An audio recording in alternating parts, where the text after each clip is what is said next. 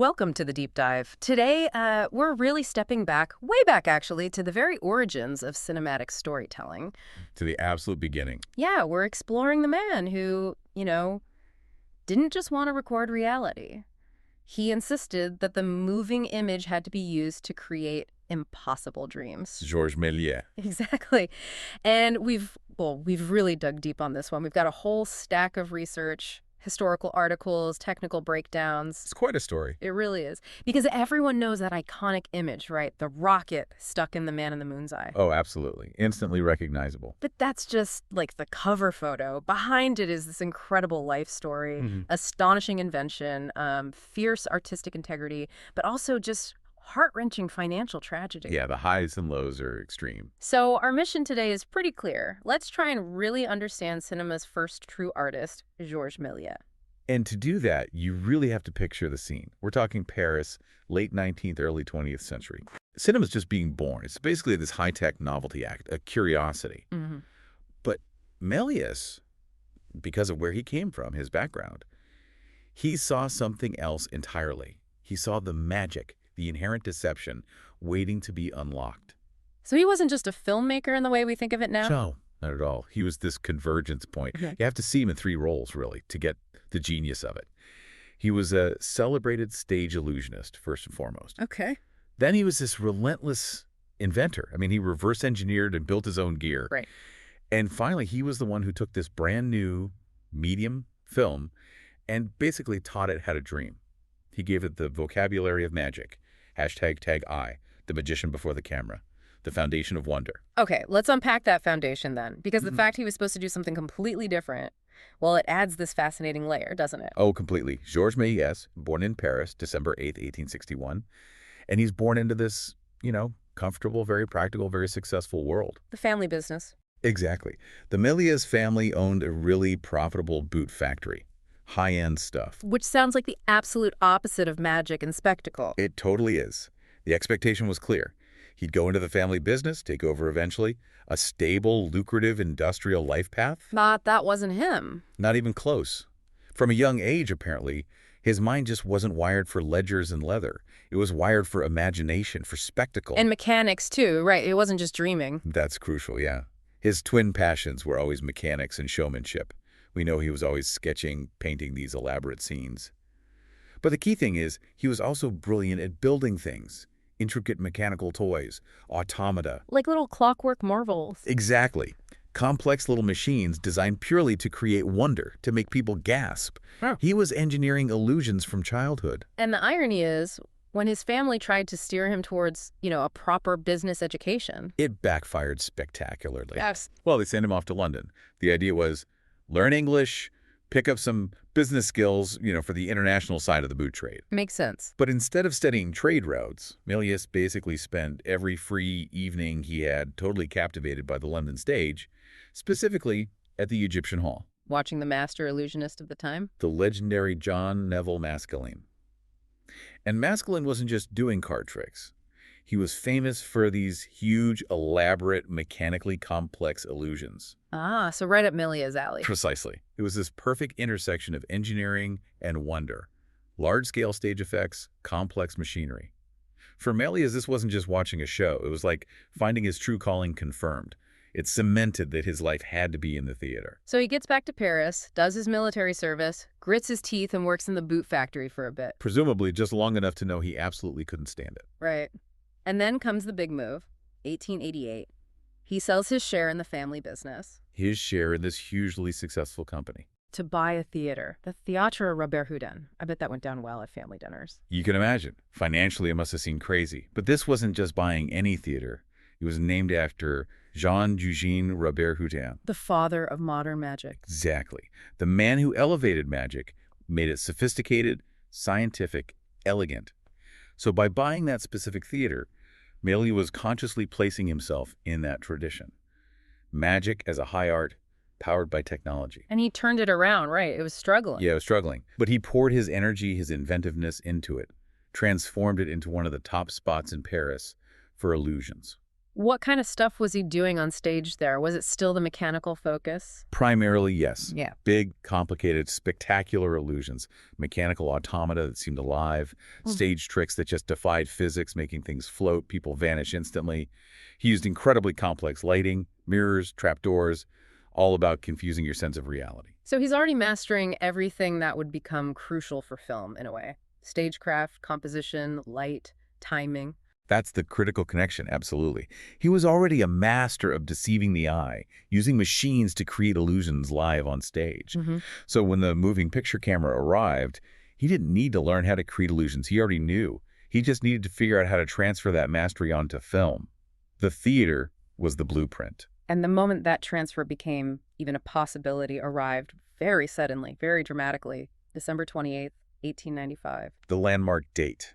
The Salon Indien du Grand Café, Boulevard des Capucines in Paris. Méliès there in that small, invited audience. For the Lumière brothers demonstration. Of the Cinématographe. Right. And you have to grasp what this machine was. It was this all-in-one Marvel camera, printer, projector, an incredible piece of engineering. And the films they showed, famously ordinary, right? Things we now call like slices of life. Exactly. Workers leaving the Lumière factory, the arrival of a train at La Ciotat station, a baby being fed, just reality. But the reaction wasn't ordinary. Oh, far from it.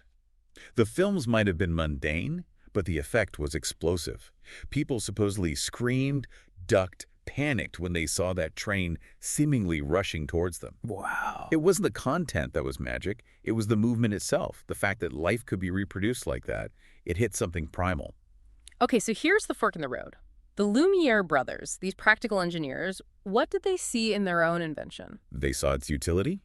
They saw a scientific instrument, good for documenting things, maybe for industrial studies, recording events exactly as they happen. Factual, unvarnished. Raw, unedited. Their vision was, well, pretty limited in hindsight. They genuinely thought, okay, once the novelty wears off, that's kind of it. Useful, but not much more. But Méliès, the magician, the illusionist, he saw something totally different. He saw the ultimate illusion machine. Instantly. He recognized if this thing can reproduce reality so convincingly, imagine how convincingly it could distort reality. Fabricate They called it. the greatest illusion ever created, something like that. For him, it was the perfect magic trick, one you could capture and replay forever. And he wanted it. Immediately. Desperately. He went straight to the Lumières, offered them 10,000 francs for a camera. Which was a fortune back then. An absolute fortune, enough to buy several houses. It shows how instantly he grasped the potential, how much he believed in it. And the Lumières. Turned him down flat. Gave him that legendary, slightly condescending line. The invention had no commercial future whatsoever. Ouch. Right.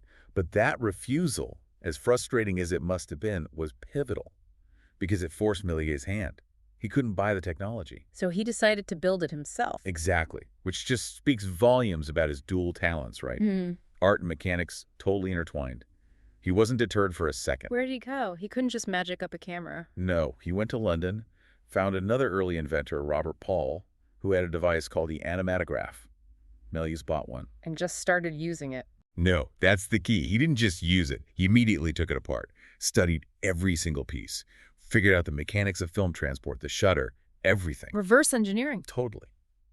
And by the spring of 1896, we're talking just months after seeing that first Lumière show, he had designed and built his own camera projector system and started his own company, Star Film. Incredible speed. So, okay, he has the gear. What does he film first? Does he jump straight into fantasies? Not quite. Initially, he did what the Lumières did, made little documentary snippets, actualities, they call them, street scenes, family moments, that kind of thing, following the established pattern. But then fate intervenes, or rather the camera mechanism does. The famous accident, the cornerstone of his entire effects career, discovered completely by chance in 1896. What happened? He's filming just a normal street scene, Place de l'Opéra in Paris, ordinary day, camera's rolling, he's cranking away, and then it jams. The film stops advancing for a moment. Ugh, nightmare for a filmmaker. Right.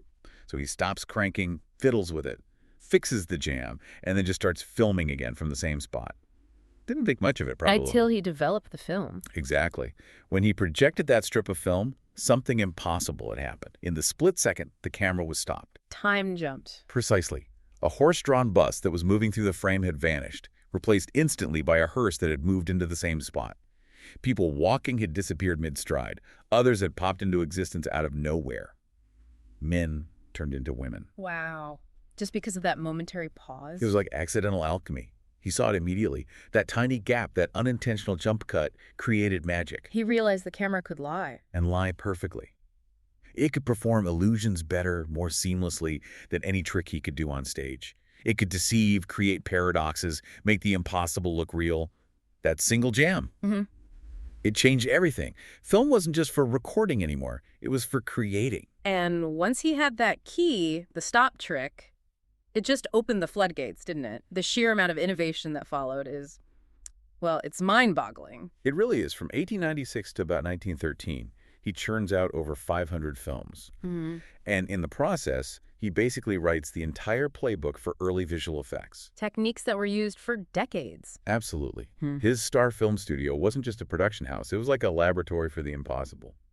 Almost every trick you see in early fantasy or sci-fi cinema, Méliès either invented it or perfected it first, all in service of telling these wild stories. Okay, let's break down this inventor's toolkit, starting with the one born from that accident, the stop trick, or substitution splice. Yeah, foundation. It seems simple now, maybe, but its power was immense. How do you refine it from the accident? He formalized it. It's pure stagecraft logic, really. Film the scene, stop the camera crucially, keeping it absolutely still, actors freeze. Like a tableau vivant. Exactly. Then, quickly, make a change. Someone ducks out, someone else ducks in. An object is swapped for another, maybe an actor for a puff of smoke using pyrotechnics. Okay. Then, start filming again. On screen, the cut is invisible. It's just instantaneous transformation, disappearance, appearance. For audiences who'd never seen such a thing, it wasn't an edit. It was pure magic. But he went way beyond just making things appear and disappear. He started layering images, right? That sounds much more complicated. Oh, technically much more demanding. That's where multiple exposures come in. This allowed him to put things in the frame that weren't physically there together. Ghosts, doubles. How did he manage that with the technology he had? Meticulous precision. He'd film the first element, say the main scene. Then, this is the tricky part, he had to rewind the film exactly back to the start point inside the camera. Without messing up the registration. Precisely. Then he'd mask off part of the lens, often using carefully cut pieces of black velvet or cardboard. Film the second element, say, a ghostly figure against a black background onto the same strip of film. So parts of the film get exposed twice, creating the combined image. Exactly. You could repeat this multiple times. That's how he did that famous 1898 film, Un homme de tête, The Four Troublesome Heads. Where he has multiple versions of his own head singing. Yeah. He filmed himself, masked, rewound, repositioned, filmed again, masked, rewound, 4 times. The technical control needed to get those exposures perfectly aligned on that one piece of film using a hand-cranked camera. It's just extraordinary, like watchmaking. And he wasn't just manipulating objects or people. He started playing with time itself. Right, through time-lapse photography, which sounds fancy, but it was about controlling the cranking speed. If he cranked the camera slower than normal during filming, things would look sped up on playback. Fast motion. Exactly. Jerky, comical, unnatural speed, or if he cranked faster than normal. Slow motion. Right. Slow, dreamy, or dramatic motion. He realized the camera didn't just capture time. It could dictate the pace of perceived time. Another fundamental building block. He also started smoothing things out, moving beyond just hard cuts. Yeah, pioneering things like dissolves and fades. Finding ways to blend one scene into the next or fade to black. Creating a sense of visual punctuation, signaling shifts in time or location more gracefully than just a sudden cut. Basic stuff now, but revolutionary then. Okay, let's talk about maybe the most labor-intensive innovation. Hand-painted color. This just seems insane from a modern perspective. It's almost unbelievable the sheer effort involved. Remember, there's no color film stock yet. So if Méliès wanted color, he had to add it himself, frame by frame. By hand. He employed large teams, mostly women, in specialized workshops. They would sit with these tiny brushes and pots of aniline dyes. Like watercolor paints. Sort of, yeah. And they would apply these colors directly onto each individual frame of the black and white film print, dot by dot. Wash by wash. Thousands upon thousands of frames for a single film. Easily. For something like A Trip to the Moon, which is about 14 minutes, at 16 frames per second, you're talking, well, tens of thousands of individual tiny paintings, maybe over 100,000 for the whole run if multiple prints were colored. Wow. The dedication is staggering. It created this beautiful, vibrant, almost stained glass window effect. It made the films even more fantastical, more spectacular, set his work apart. It showed he saw film as this handcrafted art object, not just a mechanical reproduction. And he wasn't just creating effects within the frame, he was building the entire world for the frame, his studio, the sets. Absolutely key. He built the world's first dedicated film studio in Montreuil, just outside Paris. Not a converted shed, but a purpose-built glass house. Why glass? For light. Film stock back then was incredibly slow, needed tons of light for a good exposure. So a giant glass roof and walls, like a photographer's studio or a greenhouse, maximized the available, consistent natural daylight. And inside? Inside, he installed all his theatrical machinery. Trapdoors, pulleys, elaborate painted backdrops, everything he knew from the stage. He created the controlled environment needed for his illusions. And those backdrops weren't just simple paintings, were they? He used sophisticated techniques there, too. Yeah, things like matte paintings. Painting detailed scenery onto large sheets of glass, leaving areas clear where the live action would happen, then filming through the glass. It created these incredibly detailed, layered environments. Giving a sense of depth and scale. Exactly. And he combined that with meticulously built miniatures for things like distant castles, moonscapes, or, spaceships. Plus, drawing directly from his stage experience, controlled use of pyrotechnics, smoke, flashes, small explosions for added spectacle. The crucial thing, though, listening to all this, it seems like every single invention, every technique was driven by story, right? He needed it to tell the tale. That's the absolute core of his genius, I think. He wasn't just a technician tinkering for the sake of it. He was an artist-inventor. He needed a way to show people flying to the moon, so he invented the techniques to make it believable on screen. He needed ghosts to appear, so he mastered multiple exposures. The effect always served the narrative. It wasn't just a trick, it was storytelling. That's what elevated his work beyond novelty into real fantasy. And that focus on telling a story, not just showing a trick, led him pretty quickly towards longer films, more complex narratives. Definitely. As early as 1899, he adapted Cinderella Cindrillon. It was around 10 minutes long, which was epic for the time, and told across 20 distinct scenes or tableaux. So already thinking in terms of acts, structure. Yeah, moving way beyond the 1-minute single gag format that was still common, he was building towards actual cinematic narratives. And constantly refining the visual illusions, too. Like the man with the rubber head from 1901, that effect is still pretty striking. It's brilliant. A fantastic example of his mastery over perspective and mechanics. To make his own head seem to inflate to this grotesque size. How did he do that? It wasn't editing, was it? No, it was mostly in camera. He apparently put himself on a moving dolly, a track. While filming, he moved himself rapidly towards the locked-off camera lens. Ah, forced perspective. It's exactly. Combined maybe with a bit of stop trick for the final pop. But the main swelling effect was purely mechanical and optical. Seamless and kind of terrifying for the audience back then. Shows his total command of the camera and the space in front of it. Okay, so all this innovation, this storytelling ambition, it's all building towards the big one. The film that really cemented his place in history, but also, ironically, maybe started his downfall. A Trip to the Moon, 1902. Le voyage dans la lune. Yeah. Yeah, it's impossible to overstate its importance. Even at just, 14 minutes long, it's basically the foundational text for science fiction film. Inspired by Jules Verne, H.G. Wells. Loosely, yeah. Yeah. Took elements from both. But the vision is pure Méliès. And the scale of production was just unprecedented for 1902. It cost a reported 10,000 francs. That same huge sum he offered the Lumières for their camera. Exactly. A massive investment. And it involved a huge team. Painters, sculptors for the moon sets, mechanics for the effects, actors, dancers from the Folies Bergère for the Selenites, acrobats. It was a major theatrical production, but for the camera. And the imagery. Obviously, the rocket in the moon's eye is the famous bit. But there's so much more. Oh, absolutely. The detail is incredible. Those amazing painted backdrops, creating deep space. The way the Selenites, the insect-like moon creatures, appear and disappear. Stop trick again. Perfectly executed. They literally explode in a puff of smoke when the scientists hit them with their umbrellas. Achieved with a substitution splice and a bit of pyrotechnics. And that surreal, almost dreamlike ballet sequence with the stars and planets. It was just unlike anything anyone had ever seen, an absolute global sensation. And here's where the story takes that dark turn. It was a massive hit, hugely profitable, but not for Méliès himself. This is the crushing irony, yeah. And it highlights the brutal reality of the early film business. Méliès ran Star Film like an artist's workshop. He poured everything into the making of the films. But not so much the business side. Distribution, copyright. Exactly. He had very little control, especially internationally, particularly in the huge, booming American market. Yeah. And that's where Thomas Edison enters the picture. Edison, who was trying to create a monopoly on film technology in the U.S. Ruthlessly. Edison's network saw the buzz around a trip to the moon. They knew it was gold. So they got their hands on a print. How? Was it licensed? Almost certainly not. Accounts differ, but the most common story is that Edison's agents basically pirated it.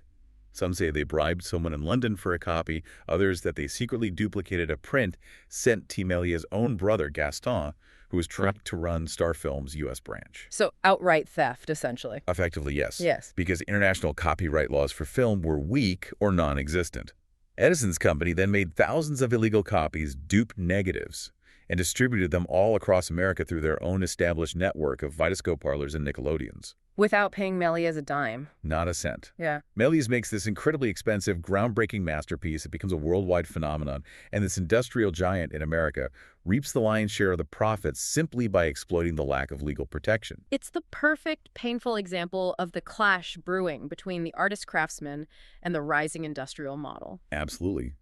Méliès was making bespoke, handcrafted, expensive art objects. Edison was focused on mass duplication, distribution, standardization, market control. Méliès just couldn't compete with that industrial scale, especially when faced with outright piracy. Did it stop him making films? Not immediately.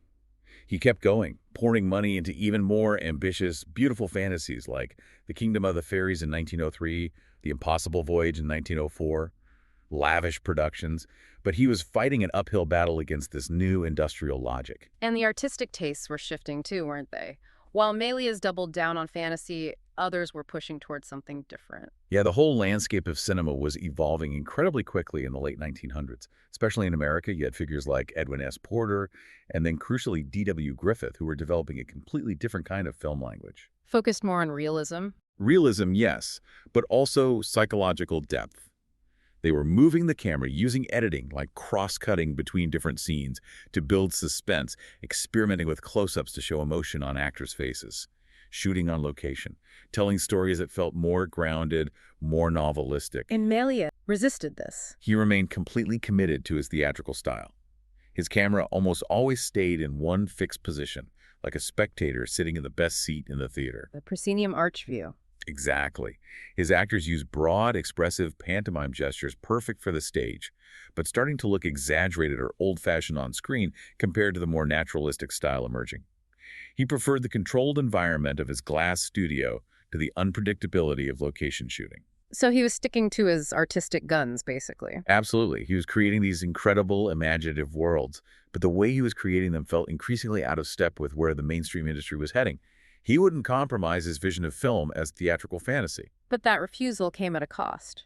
A huge cost. Yeah. His films were expensive to make, and the market, increasingly driven by standardization and narrative realism from companies like Pathé in France and the American studios, found them harder to sell.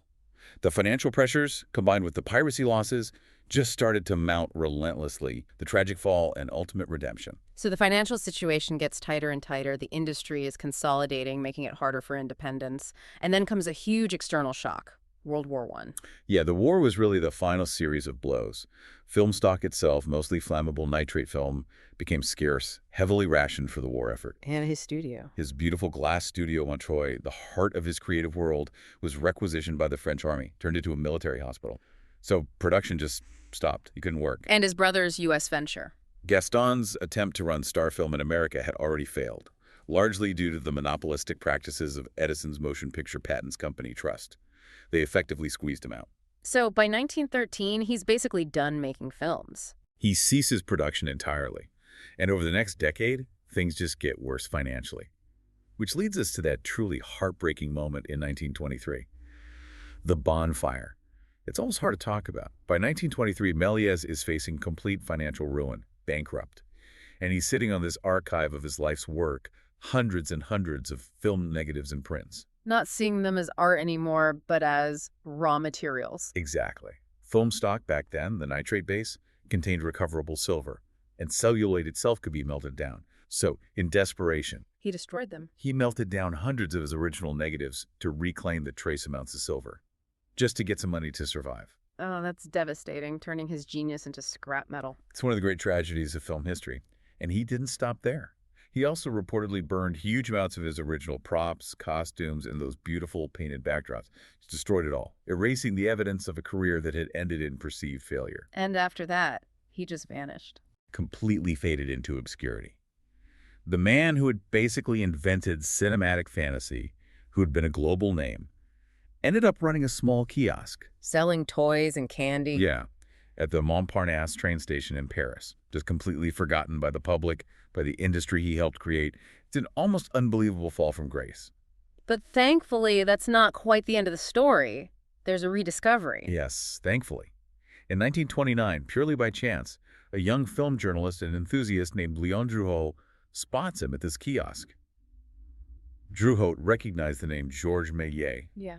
but like most people in the film world then, he assumed Méliès was long dead or had simply vanished ages ago. He couldn't believe this forgotten candy seller was the Melee. Exactly. The shock rippled through the French film community. People realized this pioneer, this giant, was living in poverty and obscurity. And they stepped up. They did. There was a real sense of perhaps collective guilt and a desire to make amends.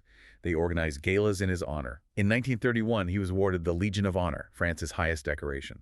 And crucially, they arranged for him and his second wife, Jeanne d'Elcy, who had been one of his lead actresses back in the day, to have a rent-free apartment in a retirement home for cinema veterans. So he had some comfort and recognition in his final years. Yes, he lived there until his death in 1938 at the age of 76. His genius was finally acknowledged again, even though it was far too late to save most of his actual films. And the critical reassessment of his work came even later, didn't it? When people started to see his style not as outdated, but as something different, something valuable in its own right. That's the really important shift in understanding his legacy. For a long time, the narrative was, Méliès was brilliant, but he failed to adapt. He got stuck in theatrical fantasy while cinema moved towards realism. But that's not the whole picture. Not at all. Historians and critics eventually realized he hadn't created an obsolete style. He'd created an alternative cinematic language, a language dedicated purely to spectacle, illusion, and the impossible. He chose fantasy when the dominant industry chose realism. So his influence isn't just historical, it's ongoing. Absolutely. Every single science fiction film, every fantasy epic, every movie that uses visual effects to create something that can't exist in reality. It all traces back to Méliès. Modern CGI is just doing digitally what Méliès was doing practically by hand over a century ago. The techniques are different, but the impulse is the same. The impulse to use the medium to dream, exactly. And Martin Scorsese's film Hugo in 2011 was huge for this. Right, it put Méliès' story front and center. It really did. Won 5 Oscars, introduced his incredible story, the magic, the innovation, the piracy, the fall, the rediscovery to a whole new generation worldwide. It helped people appreciate the artistry, the handcrafted nature of what he achieved. But we still have that shadow of the bonfire. He made over 500 films. And only about 200 survive today. Maybe a few more fragments turn up occasionally. Those surviving films must be incredibly precious. They're priceless artifacts. They're like windows directly into the birth of cinematic imagination. And when you watch them now, yeah, the effects can look charmingly dated. You can see the seams sometimes. But that visibility, that handcrafted quality, it gives them this unique power. They feel like recorded dreams. So wrapping up this deep dive into Georges Méliès, who taught cinema how to dream, what's the main takeaway for you? What's the core lesson here? For me, I think it comes down to the fundamental question he asked of the technology itself. The Lumières looked at the cinematographe and saw its limits, its utility. Méliès looked at it and saw infinite possibility. He saw a tool for creation, not just recording. Exactly. He didn't just adopt the moving image. He grabbed it and forced it to serve his imagination. He looked at the camera and said, "What impossible things can you help me create?" He established right at the beginning that film wasn't just about documenting the world. It was about inventing new ones, an art form born from light, machines, and fantasy. And his whole life becomes this incredibly potent, if painful, story about that tension between pure artistic vision and the pressures of industry, of commerce. Absolutely. His unwavering commitment to his specific vision, to the artisanal, handcrafted approach to spectacle above all else. It ultimately cost him everything financially when the industry standardized and moved towards mass production and realism. That refusal to compromise. Led to ruin and even to the physical destruction of much of his work. But the films that do survive, they possess this incredible power precisely because of that integrity. They radiate the sheer joy and wonder of uncompromising handmade illusion.